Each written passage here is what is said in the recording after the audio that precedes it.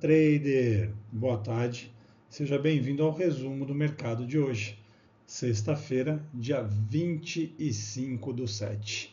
Bom, hoje o índice ele abriu totalmente alinhado, tá, com o preço de fechamento, o único que abriu com um gapzinho foi o dólar, tá, mas ele fez um forte movimento na abertura.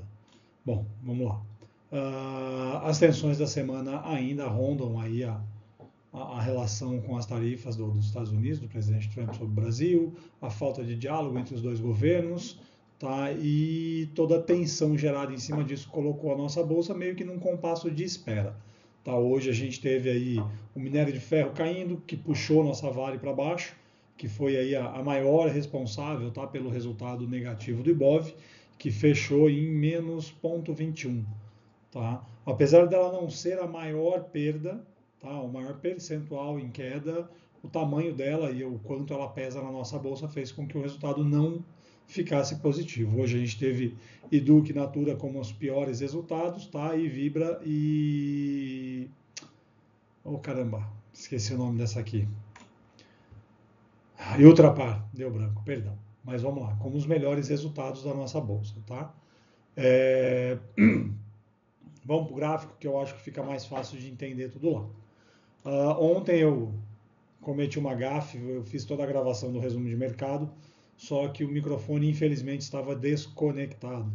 E como eu tinha um compromisso, eu não consegui regravar a tempo de sair, então ficamos sem o resumo. Mas ontem eu sinalizei exatamente isso aqui que a gente já vinha acompanhando no Ibov, tá? Que o índice veio, rompeu uma região de resistência, fez um pullback nessa região rompida de bipolaridade, né? E estava caminhando para o suporte inferior, tá, dessa região.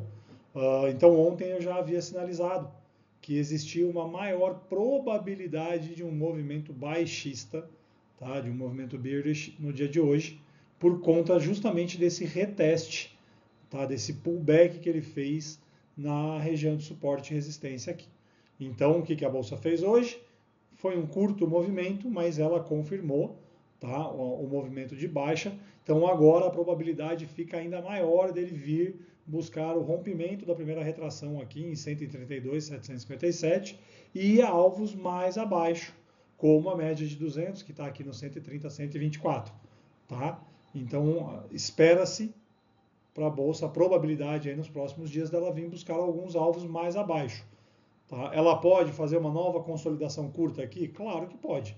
A Bolsa ela é soberana e ela faz o que ela quer, não o que a gente deseja. Né? Mas, dentro da probabilidade, os movimentos de baixa são mais prováveis. Tá? Bora para o índice. Eu hoje tive um probleminha logo pela manhã que acabou me tirando do mercado, tá? Mas eu não só vi como eu posicionei, justamente o problema foi em posicionar ordens, tá? Mas eu posicionei a venda nesse cara aqui, ó.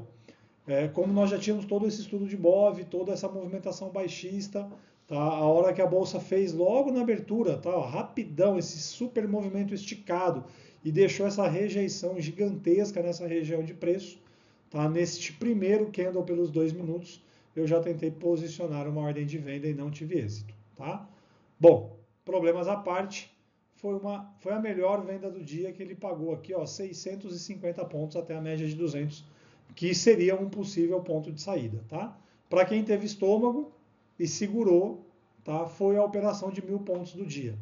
Então, essa venda, retração de 38, lembra, retração de 38 não é uma retração muito forte para reter o preço, mas quando ela retém o preço, quando o preço faz a retração até ela e inicia o retorno, ela é muito forte. Então, além dela renovar a cabeça do pivô de forma mais rápida, ela renova a cabeça do pivô com uma força muito grande.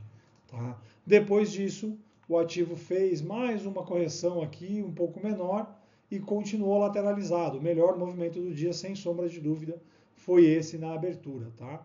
Olhando pelo gráfico de 5 minutos, a gente teve aqui um reteste na média de 20, mas acho que com um gatilho aqui bem carinho, né? Ó, um gatilho de 360 pontos e só. Se você continuar acompanhando depois, os movimentos foram ficando cada vez mais curtos, tá bom? típico de uma sexta-feira, tá? Mas hoje, além de ser uma sexta-feira, além de todas essas tensões envolvendo as tarifas do Donald Trump, a gente também teve um giro financeiro muito baixo. Ficou, eu acho que na casa aí de 14 bi no máximo, por isso que sexta-feira já é reduzido, mas é muito abaixo do esperado para uma sexta-feira, tá bom? Então, tudo isso é o compasso de espera e a insegurança, principalmente do investidor internacional, no nosso mercado financeiro, tá bom? Bora pro dólar. O dólar, por sua vez, ele só subiu. Ele abriu com um pequeno gap aqui, ele já correu para fechar esse gap e começar o movimento altista dele, tá? Compras aqui, a gente teve uma logo no começo do dia. Não sei se vocês estão habituados com o termo da trifecta do Oliver Vélez. Essa aqui é o cenário perfeito, é o creme de la creme, como ele chama, tá? Onde eu tenho uma barra de ignição iniciando na média de 200. E o trifecta dele é iniciando na média de 200 em 3 tempos gráficos. Então eu tive essa barra aqui ancorada na média de 200, rejeitando os preços mais baixos. No 2, nos 5 minutos eu tenho o mesmo cenário, eu tenho uma barra iniciando aqui na média de 200 também, recusando os preços mais baixos. E no 15 minutos a mesma coisa, ela só não é uma barra compradora, tá? Mas ela recusou todos os preços mais baixos também.